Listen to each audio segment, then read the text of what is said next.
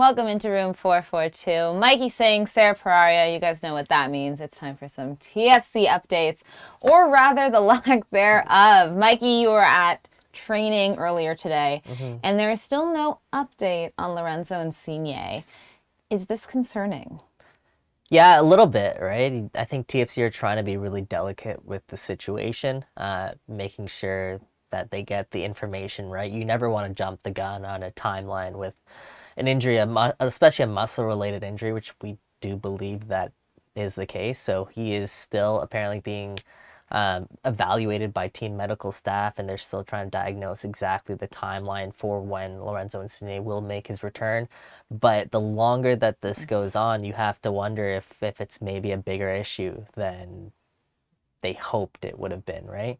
And we know they have Atlanta this weekend. Who's stepping up to take, Insigne's spot right now? Because by the sounds of it, it doesn't seem like he will be participating in Saturday's game. Yeah, I think at this point you assume he's not going to be. He wasn't on the pitch for training today. So, yeah, I'm looking for guys. I'm hoping young guys like DeAndre Kerr or Jaquil Marshall-Rutty really step up and get more minutes here down the stretch, because these are guys who are going to be waiting for their opportunity, and this could be an opportunity for them to step up. We've seen in the past just glimpses of both Jaquil and DeAndre Kerr being able to be really good Major League Soccer players, but it's not been consistent enough from both of them. So now that they're going to potentially get a run here, DeAndre Kerr missed last match with a non-COVID illness. I think he's still recovering, still trying to get up to proper fitness.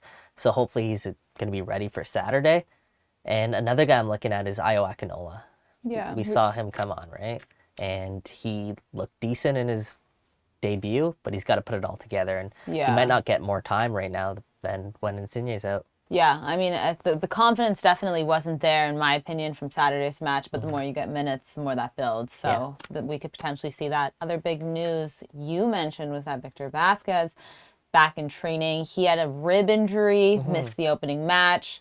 How's that looking? Yeah, so it's good news that he's back on the pitch. I mean, it's a rib injury, so I imagine him doing work by himself is just the precursor to him eventually joining the group fully. We'll see exactly what his status is for Saturday, but apparently what happened was he took a shot off the ribs during a preseason match, and I guess the concern with Victor Vázquez is that, he's 35, 36 years old. How much time is he going to miss throughout the course of the season? How injury prone is he? I think that's already a narrative that's going around. So the hope is you get him back on the pitch as quickly as possible, and he does find a way to stay there, because we've talked about the guys who could step up and help replace Insigne.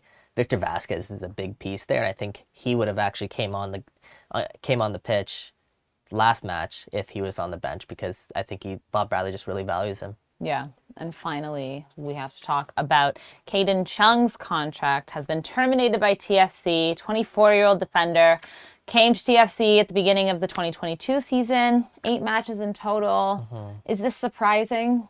No, it's not surprising. And I think the big precursor and the big clue that we all saw this coming was when TFC announced earlier this week that they would be signing Kobe Franklin to a homegrown contract. So Kobe Franklin, 19-year-old fullback, plays the same positions as Kadin Chung.